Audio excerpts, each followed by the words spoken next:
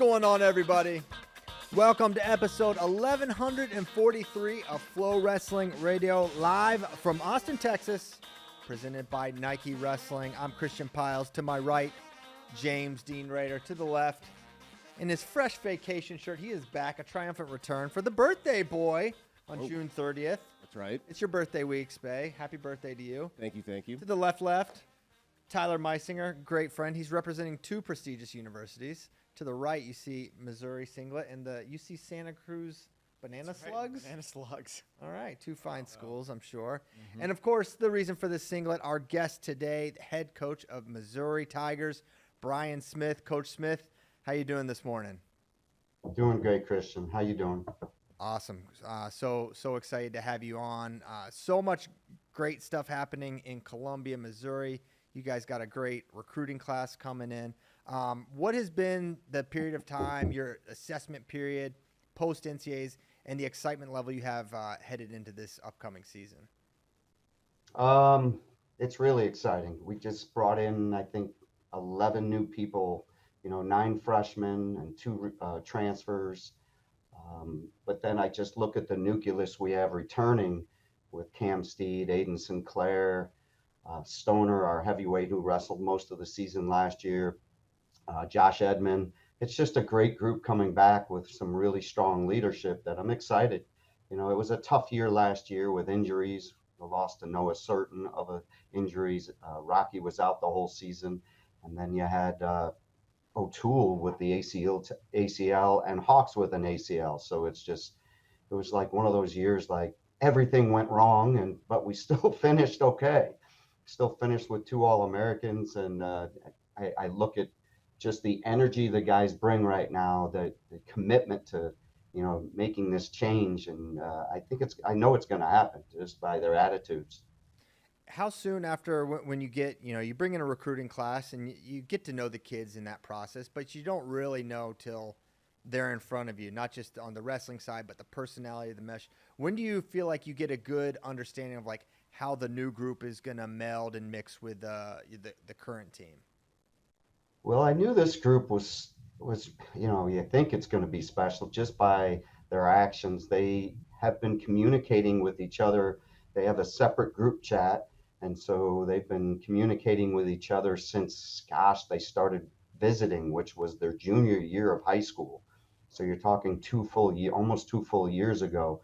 And they became really close. And I'd see them at tournaments and hanging out with each other. They'd send me pictures. Hey, look who's at the tournament, whether it be Cheesehead or the Super 32, and they'd be together. But not only them, but their families. So they were just all tied together with this, man, I'm going to be a Missouri Tiger. This is my guy now. And they were hanging out and communicating. So it's a special group. Personality wise, we've meshed right from the beginning. I think with like a Seth Mendoza, I think it just clicked for us in the first couple of weeks of recruiting him. We were telling him about the culture of Tiger style, and it just kind of, his family, his mom and dad just seemed to like what Tiger style was about, and he did. And when he visited, we just knew it was right. Then it was just getting him to commit. But then he commits, and then others commit with him, and that are tied in. Dominic Bambinelli, another really good one out of Georgia, who just loves what this culture's about. And they would visit more than often. They would come up on their own for unofficials to hang out. And so it's been good. We've gotten to know this class. I think it's been a while now that we've recruited juniors, but just how well they've gotten along with the current team too. They've had calls, communication, meeting with those guys and talking with those guys. So it's when they got here, it wasn't like the first time they've been on campus. They've been here multiple times. They've also communicated with the upperclassmen who want to follow them and talk with them. So it's been good. I feel like it's a special group. Yeah, absolutely. You know me, I always, especially this time of year, I'm excited to see or learn and find out, all right, who's going to be starting, who's going to be where next year. Could we get a little preview of what you kind of anticipate, and also kind of in the backdrop of those decisions in the era of the portal and NIL and all that stuff, and the seemingly coming and going that's so easy? How much, if at all, do you differently weigh wrestling a guy right away versus, kind of the old school is just you kind of redshirt year one and then see. But I just kind of want to leave that to, you know, just to start that conversation there, just for your Yeah. I roster. mean, this is my 29th year as a head coach, 28 at Mizzou and 30 whatever in college. So, yes. And when I first got to college wrestling, it was you redshirt young kids. They're not mature enough. They're not ready. Most of them aren't. And that was true. But I look at today and you guys see it. You go to the U.S. Nationals and these young kids are putting it on some really good guys. And when I see, I've seen with camps and stuff and training and then just the competitions, Seth Mendoza and Dominic Bamanelli and some of these guys, even Colin Rath, these guys are ready. So if they're ready to go, I'm going to get them in the lineup. So that's part of this summer of getting them lifting, getting them drilling and getting them part of the program to see if they're ready to go, we'll start them. I Yeah. think probably the one that'll have the best opportunity will be Seth. There's a good chance he may start at 141. I think Josh is going to move up to 49, Josh Edmond. So he's been at 41 for most of his career, Josh. He qualified one year at 49, but I think this year he's just gotten bigger and he wants to go 49. So then it leaves the opening at 41. So that's where Seth is weighing. Seth's in about 150 pounds now. Okay. So he's grown. So we looked at Seth when I first started recruiting him as this little 25 pounder maybe, but he just continues to grow like a weed and he's tough. I mean, no matter what weight he's going to be at, he's going to be tough. He can wrestle. Yeah, no question. And is the plan for Cam Steed to move up to 174? Is that your read? Yes, he's already there. He's about 190 pounds now and Oh he's my. not thick. I mean, he's thick, but he's lean as can be in 190 pounds. I knew it when he All-Americaned. I remember going in the back with him and, hey, how much you over? And he was like 13 over to make weight for Saturday. Oh my. And I'm like, all right, this is the last time. Keegan's graduating. You're moving up. He's like, I know, I'm moving up. And so this is the last time I'm making this 160 something. And so, yeah, he'll be at 74. And Max Mayfield came in from Northwestern. He'll be at 65. And so we pretty much know what our lineup will be. I think 25 will be Mac Mauger, a kid that we kept in red shirt last year. We had Gage Walker. We had to pull him because of certain. Mm-hmm. Gage has since grown into a 33 pounder, which is what we recruited him for. Right. But he was doing so well in the beginning of the year at 25, we kept him there. So 33 will be Gage or Cade, whoever steps up there. I mean, they're both really good wrestlers, really good. Cade's been to nationals twice, has beaten some high quality opponents. He's just got to be consistent. Right. He's had, up and down seasons. The way he's been training, he's a part of my leadership group now. He's growing up, he's maturing. I'm really expecting big things out of Cade Moore this year. That I'm hoping he can be the guy and we can redshirt Gage. But if Gage is beating him and ready to go, we're going with him because we have a team that I feel like all 10 guys can make it to nationals and make some noise. And, with 49 it's Seth, 49 Edmund, 57 is Jay Conway, who made big jumps last year. Beat, I think it was Chittum. He beat the kid that from Northern Colorado that just transferred to Iowa State. Zurban. He's Yeah. Zurban. He's beaten some really high quality guys. He's another one that just started gaining confidence as the year went on and getting big wins. And at nationals, I think won a match and then kind of let one slip away from him. And so I just feel like he's going to have that confidence going in his junior year to do some great things. Yeah. And then 84, you got Aiden, and 97, you're going to have Bates or Hawks. We have two kids there. Hawks is coming off his surgery, so wait and see what happens. He's going to try and get bigger and go up there. And then heavyweight is Stoner, who was ranked in the top 20 during the season, but we also had Nitzel, and I went with the senior. And so, but Stoner had some good wins last year, and he's a kid that just trains like there's no tomorrow.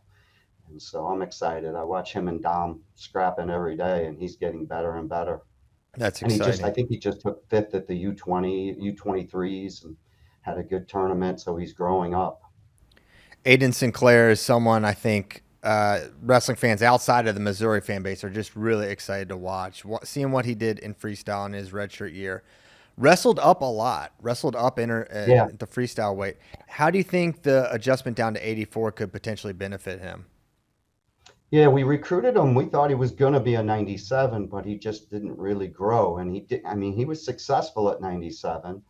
I mean, he was in the Soldier Salute finals, just had some good matches. But then when just seeing him, what he was weighing, he was only weighing like 94, 95, wrestling at 97. And so his last match, we made him go down to 84. He didn't have his best match, but he looked better. And then putting him in freestyle, I mean, he was weighing really light and did well up a weight, but down a weight, he looked great, wrestling McNeely or whatever from Minnesota. And I just think it's his more natural weight that he's going to do well. He isn't really cutting that much weight to make 84. So I think that's important. He's a kid that needs to be happy and loves to train. I mean, he got off the plane from Idaho, got into town, and he was late for practice. And he didn't need to be at practice yesterday, but he shows up and he's in the room, hey, I just got back from Kansas City. I want to be at practice. And he's late, but he loves to be in the practice room. I mean, loves it. I think he's in there right now, that he just does not want to not be in the room and wants to grow and get better. He's almost too critical of himself. I look at his notebooks and the notes he writes about each practice, and I'm like, sometimes you got to relax, Aiden. You're getting better. Trust me, the way you're training, you're getting better. But it's fun to have a guy like that. I'm It sure. reminds me of a young Ben Askren that just was in the room constantly, wanting to get better, wanting to grow, watching film of other people. Aiden Sinclair, obviously trained under Ben and got this mentality of, that growth mentality of how you get better. So Yeah. it's why he's going to be special. There's no doubt. Obviously, the last couple, I guess, months or month and a half with the news of Ben, our good friend, someone who you're Yeah. especially close to, Coach. What's that period of time been like for you? Obviously, we got the good news of the lung transplant and that going successfully, but definitely want to get to some lighter Ben Askren stories, of which there are numerous. I have a funny one for you but before that, just how that time has been for you, and just maybe some of your personal reflections. Yeah, I mean, when I first got the news, I know Rice Stone was out there. I know Mark was out there at the hospital in Vegas. So I was hearing day by day, and it's difficult because I think I was telling my wife, as a coach, you always feel like you can help these guys. Even after they graduate, they're calling you, they want advice in careers or advice or whatever. And I go to weddings, I sit with them, and I just feel like I've wanted, and that's a part of being a coach. You want to be a part of their lives and be there for them. And there's nothing I could do. This was one of those where it's like it's out of everybody's control, and this is completely on these doctors, and the medicines. Are they going to be able to stop this infection? Are they going to? And so it was difficult, just getting all this information from people and just waiting every day, waking up and just like, ooh, what's going on with Ben today? And just you see your phone, you look down at your phone, you get a text, and oh, here's the update. And of course, I would update the couple people that needed to know, from Michael Chandler, Mark Ellis, all those guys. And then there was another group of guys that were wanting it. So it's that the neat thing is how the community of our team, the group of Tiger style guys, just are how close they are. And I don't know if Mark's ever told you about the Labor Day days at Ben's house, where 20 something guys would show up with their family. And Denise and I have been to one of them, and it's just, to me, I stepped back when I was driving home from that. Ben is like that, and I knew that when I recruited him. Ben is the guy, I call him the Pied Piper, but he's the guy that brings a program together, that leadership ability that people will follow in a great way. I mean, his leadership ability was off the charts. And when you look at 20 years later and 20 guys are going to the house with their wives and their children, and they're close like that, that's an amazing person that is keeping that group together. And it's what makes being a part of a college team special, that it's not a 5-year commitment, it's a lifetime commitment. And Ben has definitely fulfilled that. So when Ben wasn't struggling, I think it's just like all those guys are just like, wow, what can we do? And they just felt helpless. So I think that was the hardest part of going through this. But then to hear the news that he gets the lungs, and at least I know now that he can live a somewhat, I don't know how normal, but it's going to be that his family gets him. Yeah. They get to spend time with him now. And that's what I'm grateful for, that, it's still going to be Ben. His mom texted me the first thing he wanted was results when he came to. And he was like a week late on things, and because he'd been out for so long, but he wanted to know the results of Final X, and was probably a little depressed about hearing about Mitchell and things like that. Yeah. That he's still in coaching mode, even though he's been in a bed for 3.5 weeks. That's Ben. He's special. Yeah. I want to ask you if you have any memories of the Central Missouri State Open 2005, and do you recall any standout performances? Uh, that's so long ago. I just remember Ben was trying to set the pin record, Uh-huh. and we would have an off weekend. Okay. So this is off. And think of athletes today on how they get like 20 matches. Ben was trying to get 50 something, and he was trying to set the pin record. I think he ended with 90 something pins, which is insane. Yes. Because then I remember Daniel Lewis, was second in our career pins, and he's like 45, 50. How far away from Ben he was. But Ben would be like, Coach, I'm going to the Central Missouri Open. I'm like, you don't need to go to the Central Missouri Open. This is an off weekend for a reason. No, I got to compete. He loved to compete. So he just goes out there, and I think he pinned 4 or 5 guys. That's Yeah. Ben. He just enjoyed competing. And even when he was at like national duels or anywhere we were, he wasn't just there to wrestle. He was there to enjoy it. I remember the national duels we were wrestling. I don't know if it was Okie State in the semis and then Minnesota in the finals. And Ben would sit, how the benches would be closer together. He would sit next to the opposing head coach, kind of get in his head and be like, talking stuff. And he was talking stuff to John Smith and then J Rob. And I'd be like, will you get away from them and leave them alone? But he would try to get in their heads, which I don't think he could, but I'm sure they would be like, who is this guy? That was 100%. Ben. He would enjoy the moments. He was happy when he was out competing with his teammates. Yeah, he gave us this is the OW award. I have this one, and we also have Over there. Hold on. We also have why he was really going. The Most Falls Award from the Central Missouri State Open. That's why he went right here. So That's why he went. He gave us that, and then if you look behind Spey, you'll see a big fro in the background. That's when he won Fargo. I don't know if Greg can cut to that or not. But so yeah, we've got some pretty cool Memorabilia. funky memorabilia. Yeah, Tyler's just gonna grab it. And then The fro, was like his thing that stood out to people. Who's the kid with the big curly bushy hair? And I just remember all that at being at Fargo, sitting next to Bart Horton, my assistant at the time, and we had been recruiting him, and he's running through the gauntlet of tough people, and I'm like, oh man. And all these Big Ten coaches starting to notice him, and I'm like, God, I don't want them to notice him. They did, but he stuck with it. yeah. He stuck with that. We were on him, and he really liked. I think that I tell this story in my book, that the reason I feel like we got Ben to come here was all the reasons the coaches were telling him not to come here. And Yeah. what I mean by that, they were saying, we've never had a national champ, we've never had a lot of conference champions, and we've never won a team conference title, never done anything as a team. Why would you want to go there, and this and that? And I'm telling Ben, come here, and you're going to pave that path and be that guy that leads others to come here. And that was his personality. He wanted to be that, that guy that gets the job done and makes it happen at a place that it wasn't. And so everything I was telling him was clicking with him, when the other coaches were telling him not to come here. But for that, it was actually a turnoff to him. And Yeah. so we get him to come here, and of course he wins 2 Hodges, 2 national championships, leads us to a team trophy his senior year. It makes the Olympic team. He accomplishes, and then following all that, people followed him. They wanted to be like Ben, and, come to a school where he did make it happen.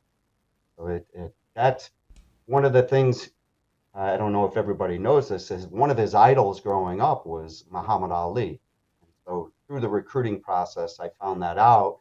So every note, and I write a lot of notes to guys, and I would finish it with a Muhammad Ali quote, and he loved that. I knew that was, I learned that from getting to know him, and then I'm writing all these quotes of Muhammad Ali. And when you see Ben and his personality, how he is very outspoken, and Muhammad Ali was the same way in his career. And Ben is very outspoken, and he says what he wants. A lot of times Ben's saying the things we're all thinking, but we won't say it. Ben has the courage to say it, and he's not afraid to stand up for things and say it. And he's going to get ridiculed for it, but he doesn't care about that. He's going to say it because he believes it, and I think that's a strength, and that's why he helped our program take that big jump. Yeah. His brother followed. Matt Pell came in with him. And you had guys following after him, the Michael Chandlers, the Ellises, all those guys that, actually lived with him or were, at least inspired by him. Yeah, absolutely.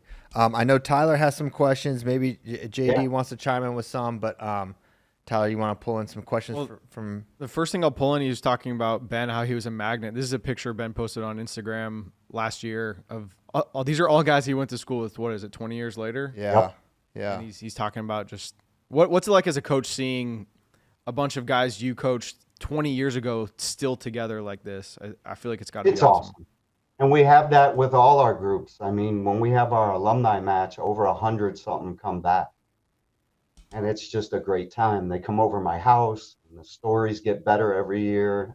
But this is at Ben's house, and he even puts a slip and slide that goes down his yard, and it's crazy. And the biggest kids are not their kids; it's them, the older jackasses. They're going down the slide, killing the little kids, and they're like the biggest of kids. And you see Bader in there, and then we camp out, and we're sitting around a fire on his course. They go play disc golf during the day, but sitting around the fire with the wives and the wrestlers, and we just tell stories and just the joy and how much fun we had being together. And it's amazing. We don't even talk about the championships. It's just the relationships that we've had and how long it's lasted and just how special it is. And they'll get into, hey, what's the team going to be like this year, coach? And they want to know, what can we do?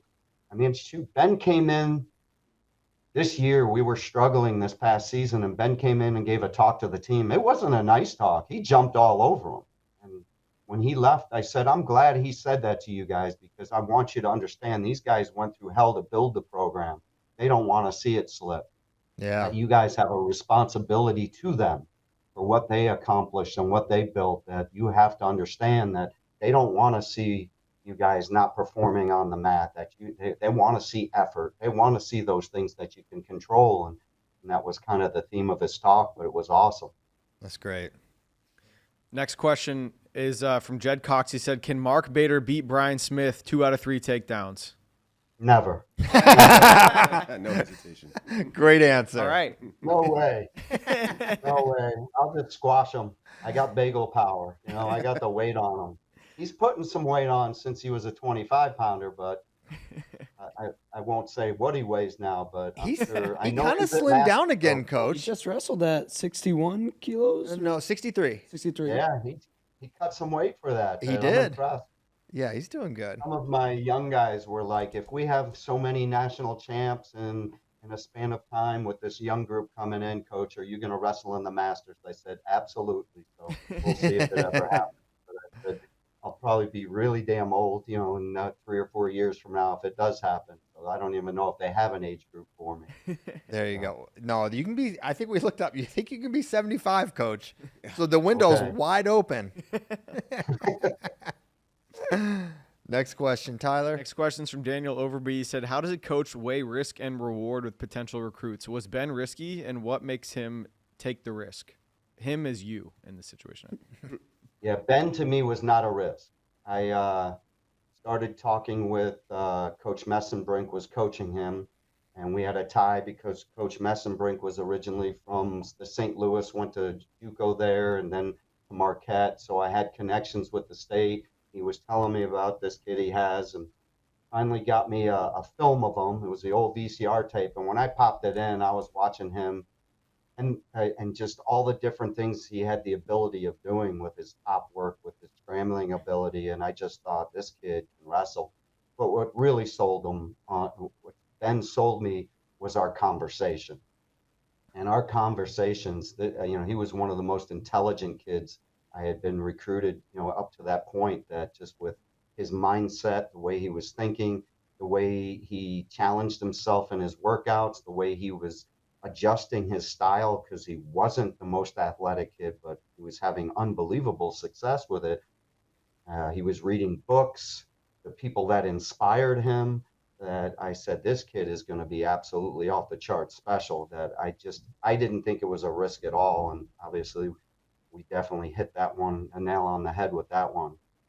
That was an easy one for us. I just felt like his personality was right. And then I met the family, and they were just awesome people. Yeah. And they were involved, but they stepped back and let Coach Messenberg coach them. And it was that they were doing things the right way. Awesome. Next question is from Mason. He wants to know, how does Coach Smith think seeding for national duels will work? I have no say in that, but I'm assuming they're going to have to look, because it's so early. I mean, it's the third week in November or whenever it is, that they're going to have to take previous results of things, even though like the NCAA doesn't do that. They're going to have to do that for that, and then look at lineups and what we have, and use some common sense with a committee saying, here's what this team is bringing. Because you don't know, like we have changes in our lineup, so it definitely changes.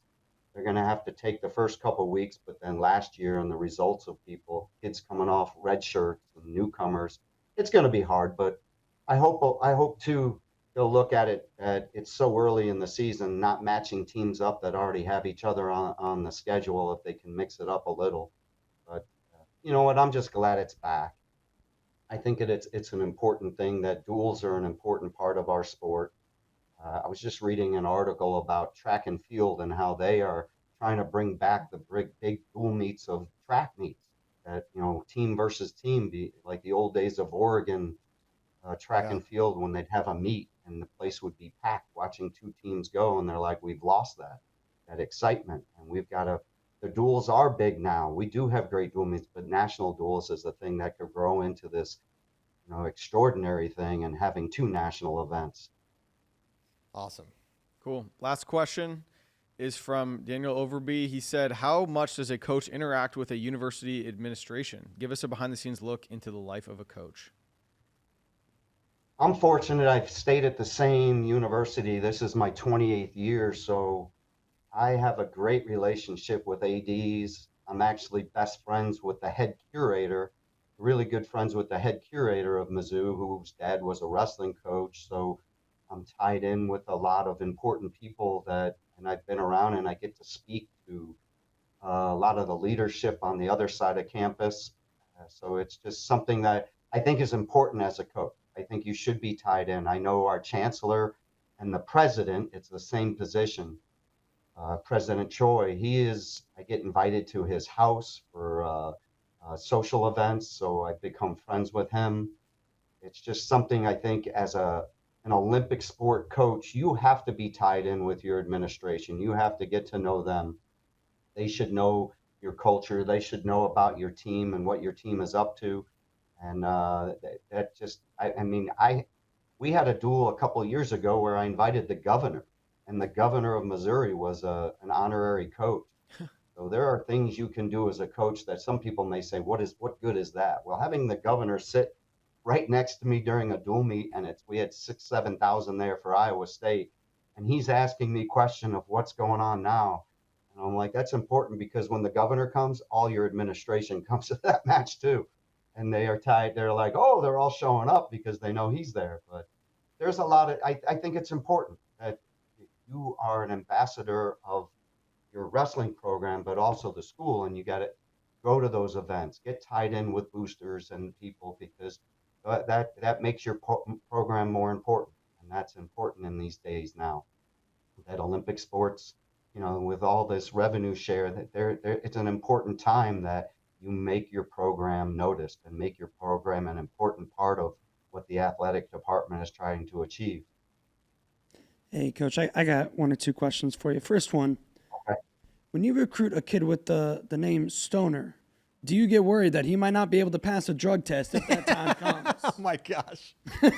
I told you he Yeah. asked crazy questions. You were warned.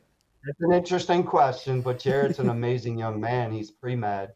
He's got I think he does have the highest GPA. I think he's a 4.0, and he's off the charts bright. Came in with academic awards. His dad is a strength coach and was a strength coach for football here. So he grew up in Columbia, Missouri, in the youth program out of our room, then moved to Texas and wrestled for Cody Johnston, who wrestled for me. And so he had ties and was going to go play football. So I was recruiting him. But then at the last minute, he wins the state, becomes a Fargo All-American, and does all these things. He's like, Coach, I think I want to wrestle, and I want to be at Mizzou. And we brought him in, and now he's just doing great things for us, getting better and better and bigger. He came in about 215. Now he's about 240 and just putting on the weight. And I watch his weight workouts, it's insane the way he can lift. And, he's been in a weight room with his dad his whole life, so he's special. The way he cleans and snatches, and it's amazing. He's special, but he's a great kid too, and a leader in the team. Just one of those kids living it right and wants us to live and wants everybody to live it right. So he's pulling people up. And so, no, I'm not worried about that drug test. Nice. The other question I have Good for question, you. though. The other question I have for We you. went from like a Brock Mahler to now Jarrett Stoner. Yes. Right. Right. And I got to know how your program started the neck brace, where you go back to Grant Leith and Noah Certain. I've never seen anybody else wear a neck brace while wrestling. I've seen at least two guys in your program do it. How did that even come about? I think it actually evolved from Joe Johnston, who's the head assistant at Air Force now. Joe wrestled at Iowa and had I think it was either him or a teammate had neck issues and was wearing a neck brace in practice. So when Grant was coming back from neck problems, he's like, why don't you practice in a neck brace? I had a teammate do that, and I think that's where it started. And nobody likes to wear it. It's uncomfortable. It's hot during practice, but it does stop, I don't know if you've ever had a stinger where you get that burning sensation down your arm. It cuts down on the amount of stingers you're going to get. And that's why football players have their shoulder pads with the little, neck collars in the back there. So that's what it does. It cuts down on it, because every time you get those stingers, it weakens and it weakens your shoulder. So that's kind of how it started in practice. And then it was like, well, if he can practice in this, why doesn't he wear it in the match? We got it approved by I forget who had to approve it from the NCAA, but it's just like wearing a knee brace, wearing a foam around your neck. So we got it approved. And then, of course, Noah Certain had neck problems, and he started to wear it. So I think we started the trend, I guess. But it did originate from Joe Johnston, somebody in the Iowa room wearing it. Interesting. That thing, even if you do wash it every day, it cannot smell good. Like, I feel like that foam in there just gets, permanent stink in it. Permanent It's stink. just foam, and it's just a foam, and it's just, you're sweating there, your sweat's coming off of you, and yes, but I think there is a way to wash it, but it's still a different Just thing. like a knee pad. You wear it long enough, it doesn't matter how many times you watch it, it's going to get perma stink. That's great. Yeah, and that's down by your knee. The neck brace is right there. Yeah. You can't Oh, yeah. avoid the neck brace. Yeah. Well, Coach, really appreciate you you coming on, taking a little bit out of your day. Anything else you want to mention, talk about before we let you go? I just, I'm grateful to be a part of the wrestling community. And I see, our program, how many, not even just our program, the Missouri community, from my ADs to, people that just live and followed Ben Askren through his career that weren't, huge wrestling fans reaching out to me, but then watching what Rudis has done and all these other people speaking on behalf, even the MMA community speaking out and trying to help, speaking good terms for Ben and getting the word out that, he needs our help. Here's a guy that's done a lot for the sport of wrestling. And seeing the pictures of the parade at Arrowhead the other day and all the young kids wearing the, Askren Strong shirt. I think it brings you back. It brings people back that we're a competitive group of people and we get after it. And at times, and we sometimes don't like each other when I say that because we're, competing against each other, but how strong of a community it is. And I'm grateful to be a part of it because talking to Ben's dad yesterday, he was just in awe of the support that's been coming in. And I know Amy has been through a lot of struggle, but that makes the day better when you see that so many people are stepping up. That I'm just so thankful and grateful to be a part of that. Yeah, as are we, Coach. Seeing that's my group, that's my people, the wrestling community, and they're stepping up. Awesome, Coach. Well, thank you so much for joining us. We'll be seeing you, or I'll be seeing you at the NWCA Coaches Convention with our friend Greg Warren. Can't wait for that. Yes, that'll be a lot of fun. We'll hang out. All right, we'll see you then, Coach. Have a great day. Thank you Take again. care. Yes, sir. Brian Smith, the great Brian Smith, a true legend in wrestling coaching. That was great. Great catch up. Where to next, JD? Let's talk some news. Let's start off with Northern Colorado has announced their next head coach, Tion Ware. Yeah, I think this hire makes a ton of sense. When you look at Tion's got a great pedigree as a wrestler and a long experience as a coach in a variety of universities, including ones that are, I think, have us. He was a long time at Wyoming, Northern Colorado. Similar sort of institutional, situations there, and I think it's a hire that makes a lot of sense. And what Coach Ware, benefits from is Coach Nickerson gave a good blueprint for how you can win and have a successful team at Northern Colorado. So it's there, and I think Coach Ware is a great hire to continue the momentum that they have in Greeley. So that's exciting, and I'm glad that they were able to, with Troy leaving, able to find such a quality candidate. So that's great. Also in big coaching news, Sammy Sasso, Yeah. Lehigh. I mean, what a, if you ever wonder, the regard that Sammy Sasso is held in, the fact that, 1 year out to land a job like Lehigh, a program with the respect that it has, not just for their wrestling success, but inside people know that the Lehigh wrestling community, the Lehigh wrestling leadership, Pat Santoro is a special group, and that's something held by Coach Santoro's peers, right? And so for Sammy to land there it's great for Sammy.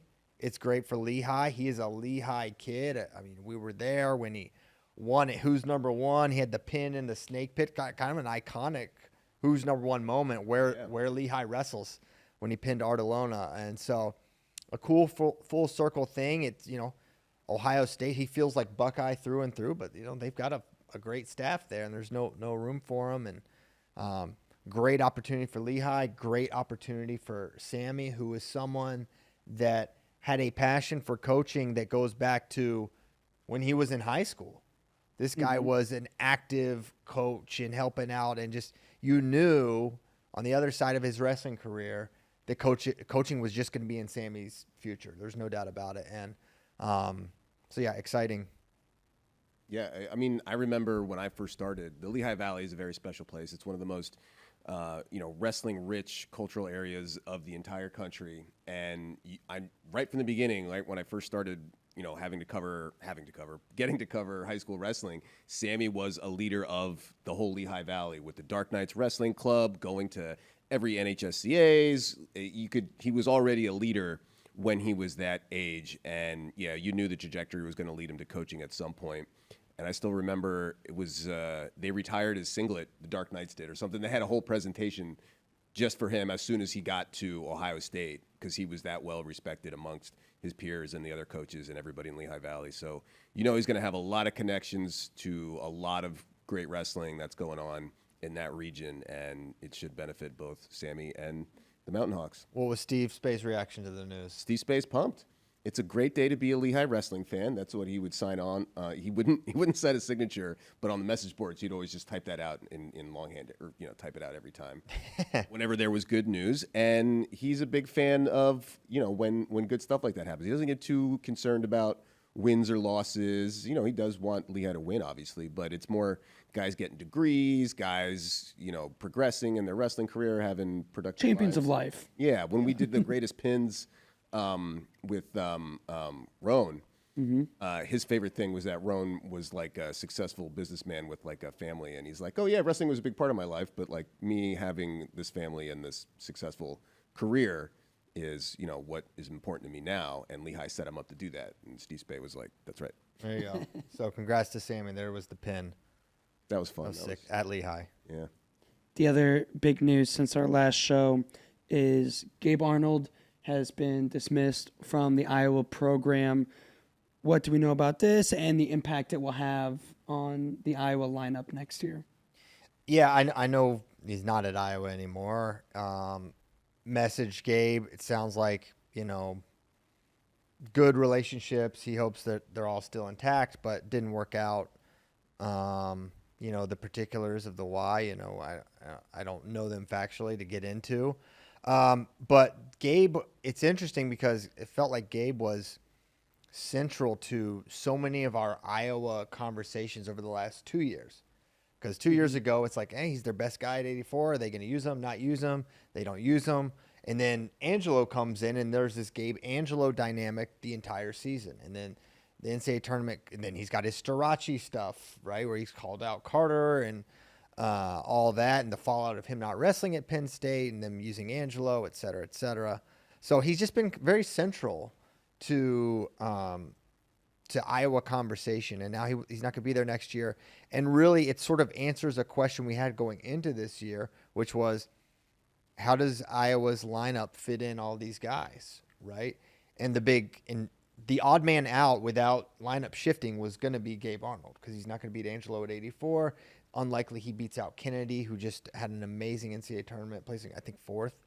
And so that he was, how was he going to get in the lineup? And now, it's immaterial, right? Not relevant any longer. So, you wish, I hope Gabe ends up at a good program that's a good fit for him and can, if there's things on his end that he's got to get squared away, I hope that happens for his sake.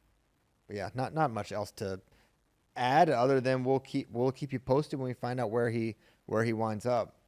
Mm-hmm. No doubt he can wrestle and he can win and be a big contributor to wherever he ends up, and hopefully has a very successful career. Mm-hmm. All right, let's talk a little all-quarter century.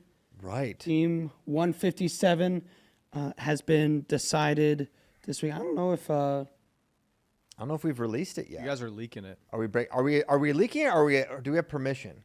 This is no one gave us permission, unless you got permission from someone. I messaged Andy. Let me see if he responded. I know the results. We know the results, but I don't want to make a powerful enemy. Because you don't even know how. He told us the winner. He told us the winner. So I guess I asked if we could say I know 1 through 4. Okay, we know that. Just leak it. We're just gonna leak It's it. Exclusive. FRL. It's our own news. FRL exclusive. I just don't want to. Andy had. This is the all quarter century team. Coolest thing we're doing this summer probably, and it was Andy's idea, and so he's writing awesome articles every time. Yes, he's like getting interviews from the guys, and you got to top read two these. usually refer to each other. It's really awesome. Yeah. And fun. I love talking about this. We've had some spirited debates, as you can imagine. Yes. And 157 was one where I'm curious how everyone feels about this one. The 4 finalists in chronological order: T.J. Williams, Ryan Bertine, Isaiah Martinez, Jason Nolf. Those were the 4. Do we want to get into a debate or anything before, or discuss it before we announce, or post news? Let's say that, and we'll discuss after if we feel All right. like this is how it should go or not. So the voting order went 4th, Ryan Bertine. Okay. Bullshit. I'm sorry. Tyler. We got Sion over there now. All right, Tyler's kicked off the show. That's crazy. Michigan Man Ford. That's wild. Was it Anyway, crazy or was it something else? I'm kidding. Third, TJ Williams. Yeah. Second, Isaiah Martinez. So first, Jason Nolf. Jason Nolf. Okay. So TJ Williams, the guy was 98-1. Best winning percentage in Iowa history. Yes. Yeah, that record stands out when you look at all the stats of everybody. The knock against him is obviously he has one less year because he did his freshman year JUCO. Yes. So only 3 years, Division I. Dan Yeah. Gable only did 3 years. It's true. And you didn't see him on our list either. No, he didn't make the cut. The other thing is too, like, so all of these guys am I crazy? Do all of these guys only have one loss at 157? Or Jason has 2 to Imar? Jason has 2. But Jason has 3 undefeated seasons at 157. Kinda. The Van Van Brill Oh, thing. oh, come on. I don't. Yeah. Listen, I'm not counting that. I don't count that. Good to bring it up, though. It's good to bring it up because people will. I can see, I can see them. Yeah. Check their email. They're already typing, like those cats. So Jason Nolf, your winner. Okay, so to me, the case for Jason is sort of obvious. He had 3 basic, there's no doubt he's the most dominant of all 4 of these. It's not even competitive who was more dominant. I mean, this guy, what was unbelievable. What I'll say, and why I voted for Isaiah Martinez. Which maybe I don't know how many people did. So Oh, you put Imar 1. I put Imar 1. TJ Williams actually, I believe, got second in the Twitter vote. Really? Iowa. Even though Caleb calls Jason Coach Nolf. Yeah. even though he could punish my son, he would certainly hold this against him. Here's what I would say. Jason was more dominant. He was 1-2 against Imar. Now you could say Jason went on to do X, Y, and Z, but I will say Jason was Jason Nolf out the gate. We didn't see a drastic oh wow, Jason. There also wasn't much where to go up. Kind of If my you're point. at the top, you can't. Absolutely. That's my point. Is that what we saw from Imar the year before that was an undefeated freshman who beat James Green, who manhandled a very good Dylan Ness. Ryan, this was kind of untouched that entire year. Undefeated. Where people were saying this guy's the next Cale Sanders. Yeah, I remember those debates. If you couldn't beat him this year, how are you ever going to beat Imar? That was the 2014-15 narrative. He was just out of this world good. He was a savage, just destroyed everyone. Then the next year happens. Jason Nolf pins him in their first meeting. It's like, oh my gosh, Jason Nolf is pinning everyone. He was 32-2 that year, Jason. He had 2 decisions that whole year as a freshman where he had, of his 32 wins, 27 of them were techs or pins. 16 pins, 11 techs. Just unbelievable dominance. So did he get that much better? I'm sure he probably did. But measurably, in his first year, he beat Isaiah Martinez and bonused 30 out of 32. Not a lot of room to go. There's not much room up there, as JD kind of Actually, his pointed bonus out. percentage I think went down just a little Went bit. down a little bit. So my point being, Did Jason Nolf get worse? no, that's not my point. My point being, Isaiah Martinez beat that version of Jason Nolf, probably beat that guy, had the 2-1 advantage. Now, those matches were unbelievable. That Big Ten Finals, it felt like 2 guys that would rather die than lose in that time. The best tiebreaker match I can ever remember. And then you've got their NCAA final was crazy too. Match. Yeah, where Imar won. And I think a little thing that probably maybe influenced voting, and I would say it shouldn't, but that there's no criteria, how Imar's career ended, 2-2. But not at 157, up at 165. He was not the same when he went up. He was really, really good. He was a favorite to win. He was undefeated up to the NCAA finals when he lost to Chenzo his junior year. And then I think even his senior year, he was undefeated going into it and then lost in the finals again. But that's why Imar was my vote, because I think the Jason Nolf he beat was so good. But you could say 4 years. We have not seen a better 4-year run at 157. I would not argue that. I would not argue that Jason isn't the most dominant 157 pounder. Yeah, I think it's good to bring up the fact that the criteria is a little nebulous for a reason. That if we were just going off, most wins or best NCAA finishes, this wouldn't be that much fun. To me, it was. I think you make some good points for Aymar, and I think he deserves to have those facts pointed out, and it's good reasoning. But to me, it was like Jason Nolf is Mr. 157. Really? I'm a prisoner of my own experiences, and I remember Nolf Next Topic, and he basically patented the Winn-Dixie, and he's the first guy that pops in my mind, and that's part of not being able to follow as closely in the early 2000s. Didn't really watch T.J. Williams except for when he showed up in some Hawkeye VHS tapes or whatever. And unfortunately, that could only basically go off record for Bertine. So that's how it all shook out for me. And Nolf as a number one, I couldn't make myself convinced that it wasn't him just because of how his career went.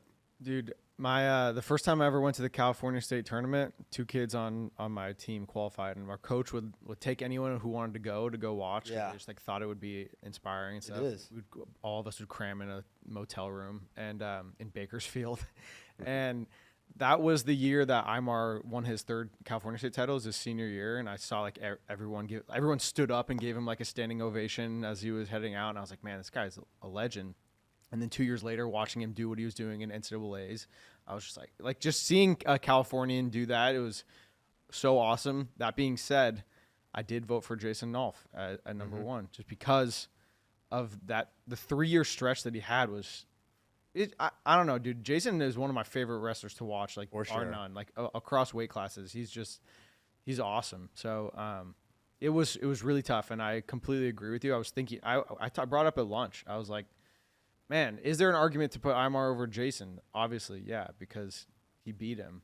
But I think, I think you're right. I think the 65 results maybe do cloud your judgment, some people's judgment of it a little bit. But I just think Nolf is out of this world. Yeah, I mean he's his career. It's probably a top 10 all-time NCAA wrestling career. Very, very legitimately. It is fun to like relive, because I forgot until doing this. I forgot about the hype that was around Aymar in that 2015 year. Yeah, it was awesome. Like you go back and look at videos from that time, and like hearing people talk about him, it was really fun to be a fan of Aymar back then. You were a proud Californian. He just did some crazy stuff, and. Did part of me vote for Aymar knowing I was like, Jason's probably winning, and I wanted to bring a little more balance to it. Maybe I could have won either way with it, but it's like, what, he deserves a little more credit than he's probably going to get. Jason Nolf doesn't have his own flow film Yet. yet.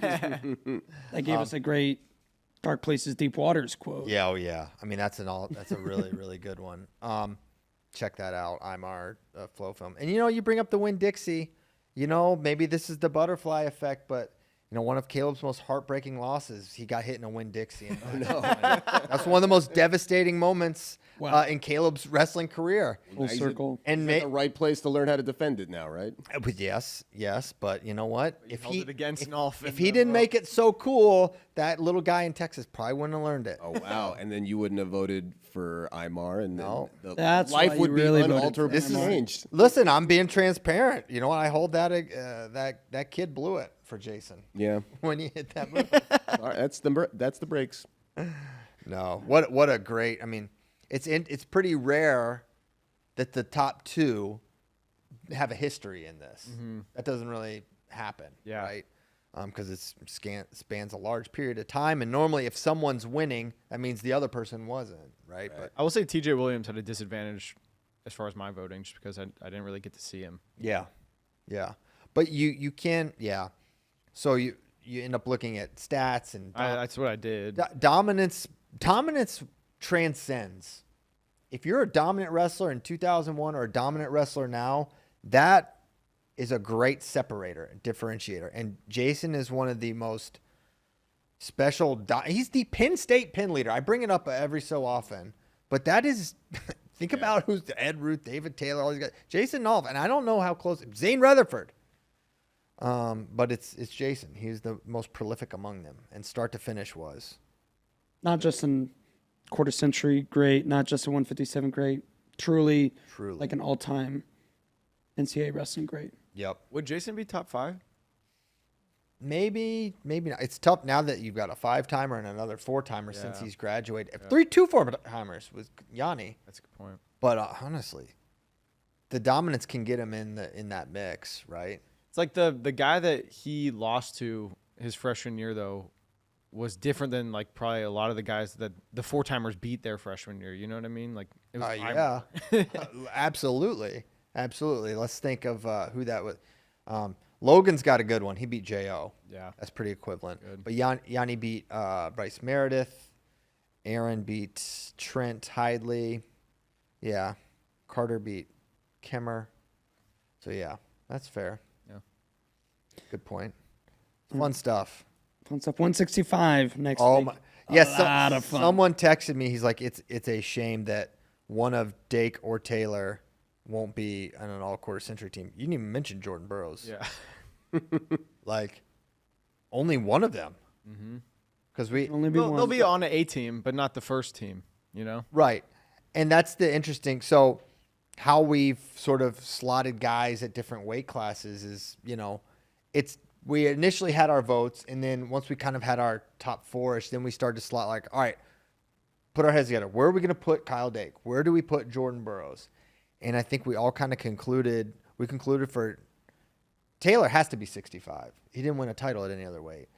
Jordan's Hodge season was at 165, and Dake's Hodge season was at 165. I think that's probably where they were at their best. You could put Dake at 57, but I didn't want to put him at 50.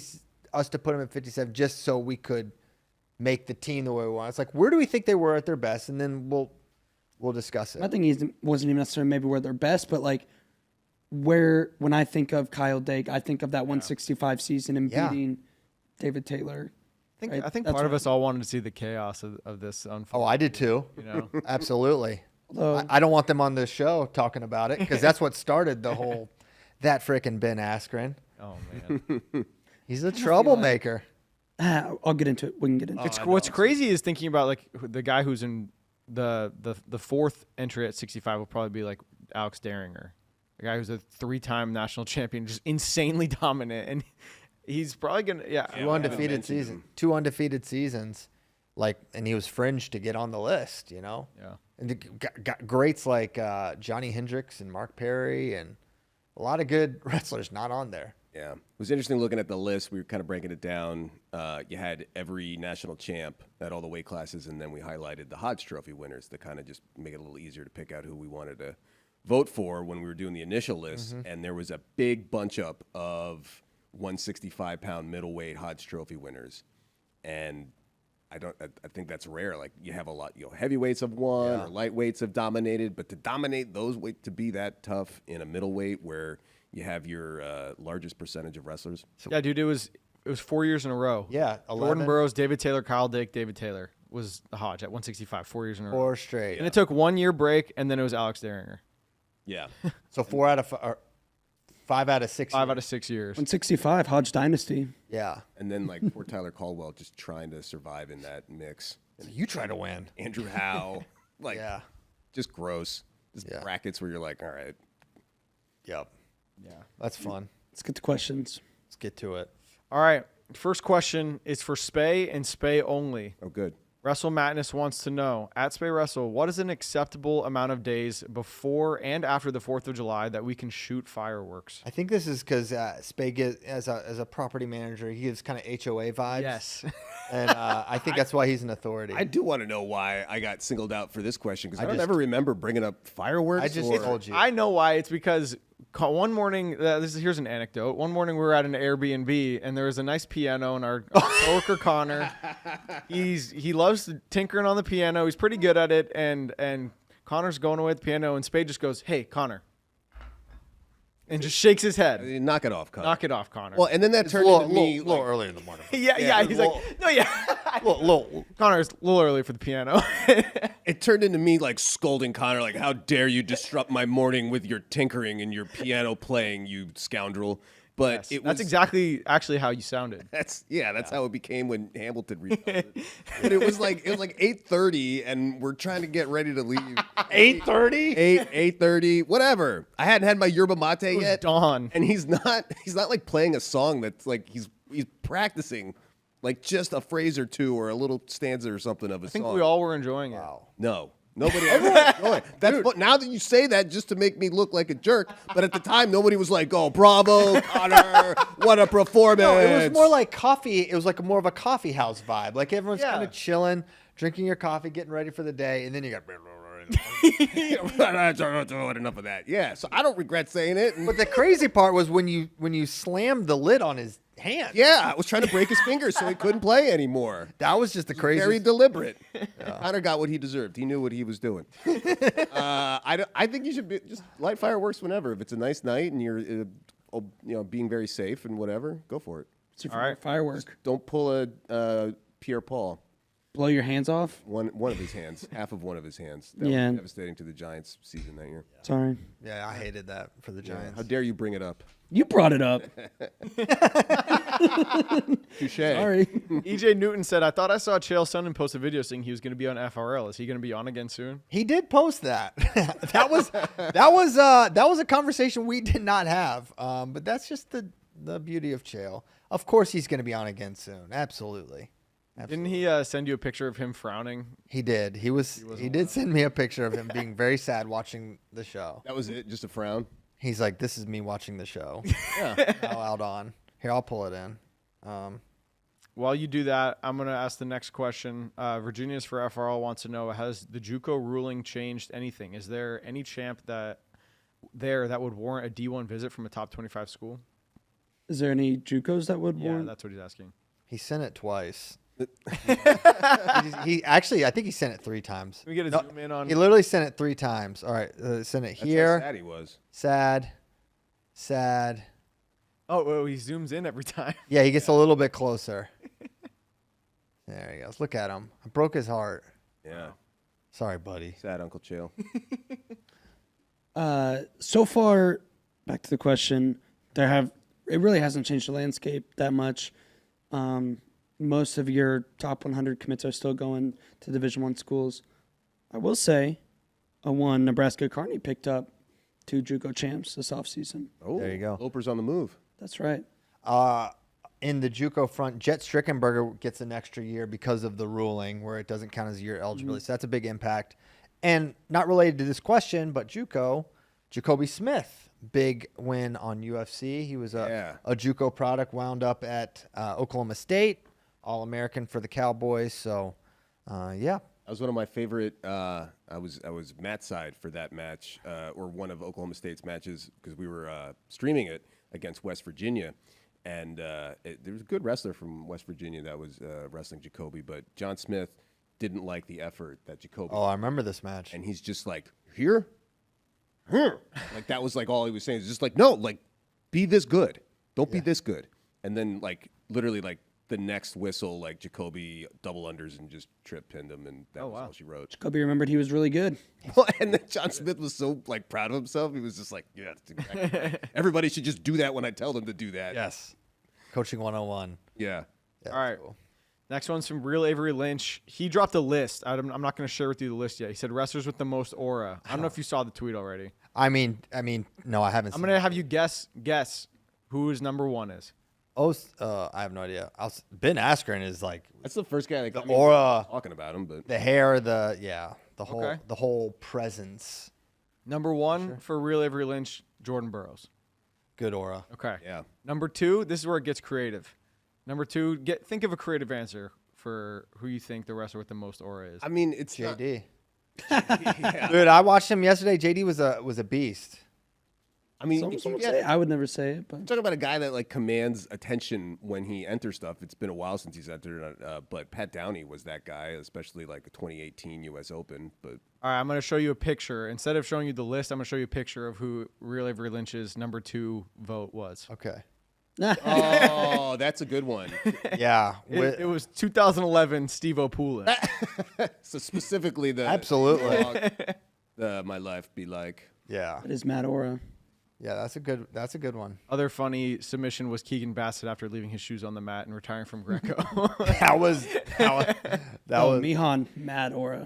oh Mihan. Mihan. Oh, dude, I got to pull up that Mihan Lopez Bro, picture. we were singlet where he's wearing it with himself on the singlet. Yes. we were watching chopping we the were crowd. watching Mihan Lopez this morning. Yes, we were. Dude, it's a fight. Watch his match. Just the first 10 seconds of his match. That's a cute. Look at that Look at this singlet. dude. That's a work of art. This is This a is Andy's legendary- greatest picture. There's a legendary tweet from Andy Hamilton where he said, "When you're Mihan Lopez and you've won 3 Olympic golds and 5 world titles, you wear a Mihan Lopez singlet." And this was before he ended up winning 5 Olympic Yeah. golds. Now you need 2 more Mihans on that singlet. This was posted in 2018. Oh my gosh. Yeah, he won 2 Olympics after this picture. Yeah. There's also nothing with more aura than just like clearly not caring about world championships and being like, I'm too good for that. I don't care. Showing I don't up need that during experience Olympic in year. Olympic year. Olympic years. That's all Yeah. I care about. That Oh, is you aura. care about world titles? Could never be me. Could never be. I don't care. I just roll up and win Olympics like it's nothing. Like it's nothing. It doesn't even look hard. You watch some of his stuff, it's like we watched his watch his Makov match, just the first 10 seconds, because Makov just basically smacks him and Mihan just makes the funny. He's like, he looks at him like this for a while. How do you spell that guy's name?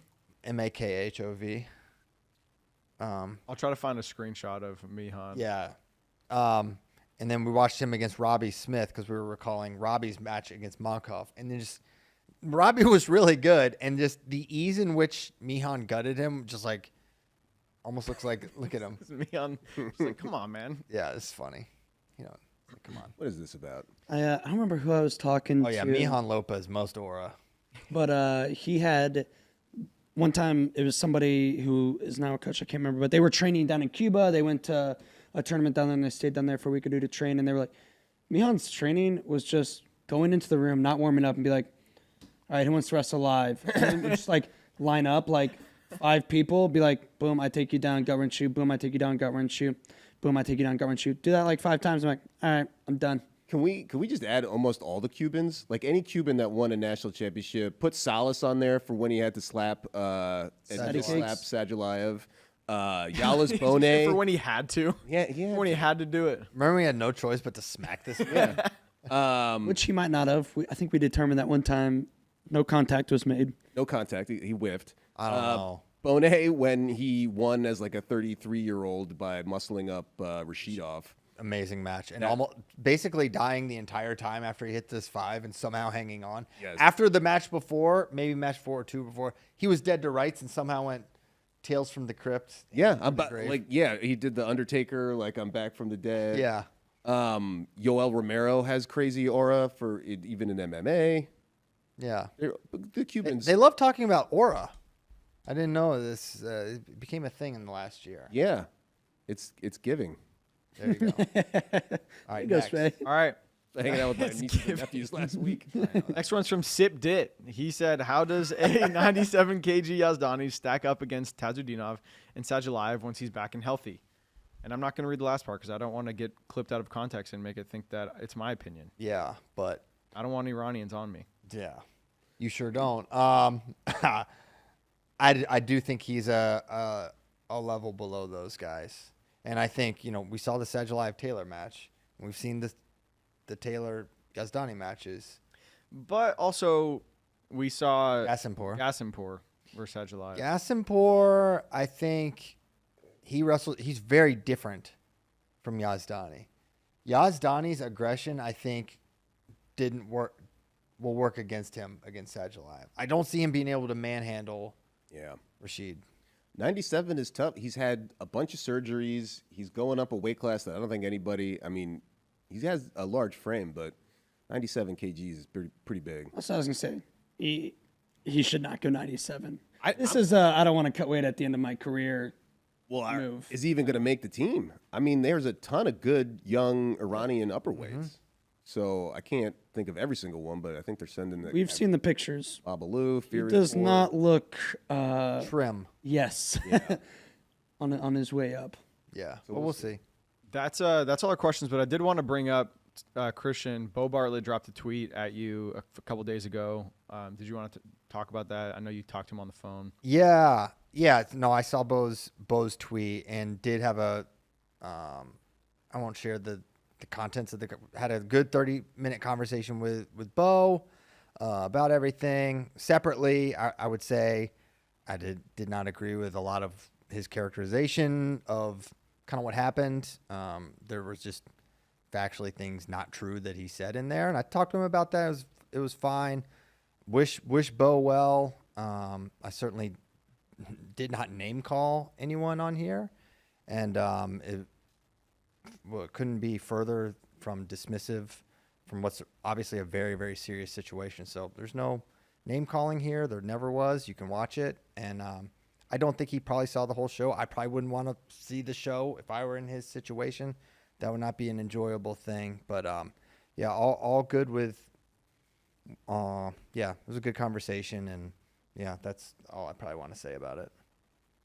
Cool. So Another aura suggestion. Oh no. I almost said it. Masa Ono, yeah, crazy Actually aura. cutting the. I feel like his aura is increasing now. Mm-hmm. Yeah. Just hanging around America. He's kind of doing what JD just talked about. Why am I drawing a blank? Mihan Lopez.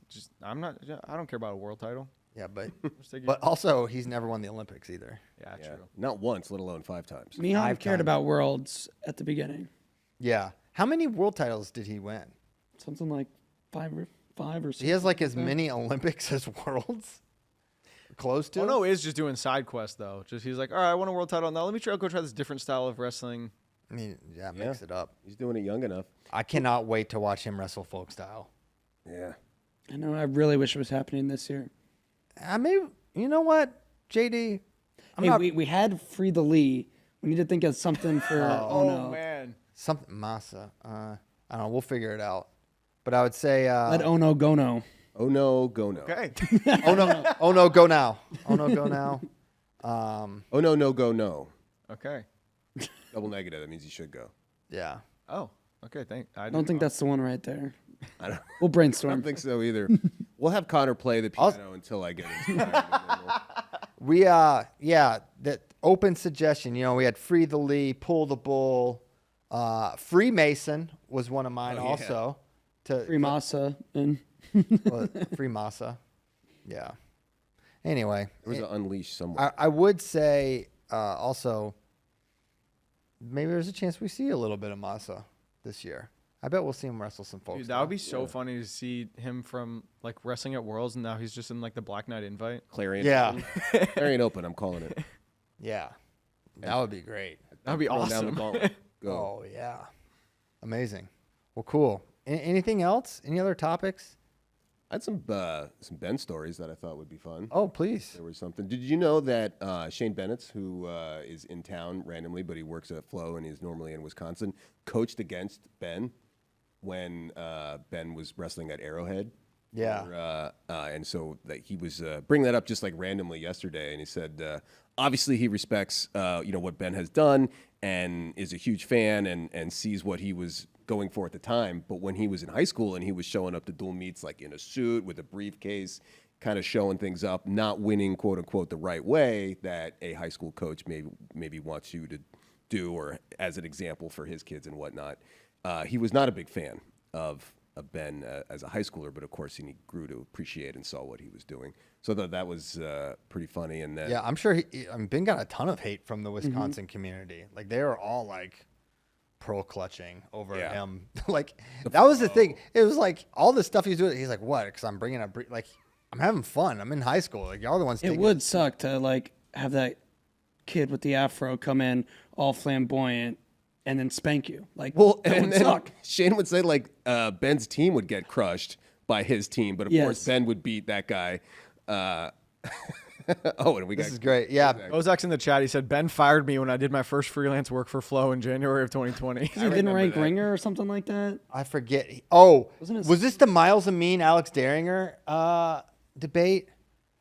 Kozak followed. I It think was something with ringer, if I remember It correctly. was a lot of FRL. It would come up a lot when I'm pretty sure it was Ringer Amin was like our big debate. I don't want to talk about this. And Ben and I saw it one way, I think, and he saw it the other. Well, Kozak got fired. Yep. R.I.P. Who rehired him? Huh? Who rehired him? Me. Ben? You? Me behind his back. The other fun thing that I will remember personally from Ben was it was one of the first years that I was working here. And were you at Topgolf when we all went out there? Yeah. And it was like, okay, like first of all, it was really cool for me because like now we're hanging out and Ben was still fighting. I think he was doing 1 championships at that point, but he could be doing any number of other things. Instead, he was hanging out in Austin. Of course, he knows Bader very well. They're close, and you got to see Ben's athletic brain in action because he's like, I've never played golf, frisbee golf or whatever, and so we're all taking turns hitting off the tee. And Ben starts hitting, and he's not very good. No one really was that good at golf in like the first round. And then the second bunch of balls that he was hitting, it's like, oh, I think Ben's getting the hang of it. And then the third time around, he was crushing drives further than everyone. And you're just like, oh, he's literally like every swing calculating a little bit better to get with every swing. Yeah. So that was just being like front up close and personal. Like, wow, Ben really is a different animal. And then while we were leaving, it was like, okay, because we got a bunch of food and drinks and stuff. And Ben paid the bill and then took off, and just a gentleman that way as well. He's a good dude. Yeah. So those are my Ben stories. I figured kill a little bit more time. Cool. Anything else, Tyler? I think that's it. Was the chat nice to you today or no? I was nicer today, yeah. Yeah. Some people just want to see the world burn, Tyler. Kozak did confirm that it was because he ranked Miles Amin over Daringer at 86 kilos. Yeah. And Ben and I were both convinced, like, no. Ringer would beat Miles Amin. But also it was a ranking, right? So it's like based off of international competition. Yeah. That's right. But then it was funny if you, I'm sure JD remembers, but like it started like he's like this guy's fine. Kozak just commented. He goes, "It was literally my first international ranking for Flow on FRL. But on FRL, Ben goes, "Who's John Kozak? Fire this guy." We should find that clip. We gotta find that. But then it turned, and Ben came to appreciate. And once he figured out that Kozak is like a wizard at this stuff, he would be in the chat. He's like, Kozak, he would like use Kozak as a reference on the show. He's like, Kozak, look this up, or Kozak, what happened here? And that became like a big part of the COVID narrative of him just like asking Kozak like what happened or why. Whatever happened there. What happened there? All right, guys. Time to go. Thank you guys so much. We're going to be back Monday. I'm actually going to be here. I go on vacation Monday. I will not be. Well, I'll be virtually here. Virtually here. I'll be literally here because my flight's not till the afternoon. So why not get one last FRL with the fellas? So I will be here. That's what's up. Thank you guys so much. Thank you to our friends at Nike Wrestling. Make sure you're going to athleteps.com. Inflict 4s now for sale. It's the time to get those shoes, get them broken in, start getting that off-season work in. Thank you so much to Nike Wrestling, and thank you to you for tuning in. We will see you on Monday. Thank you. Goodbye.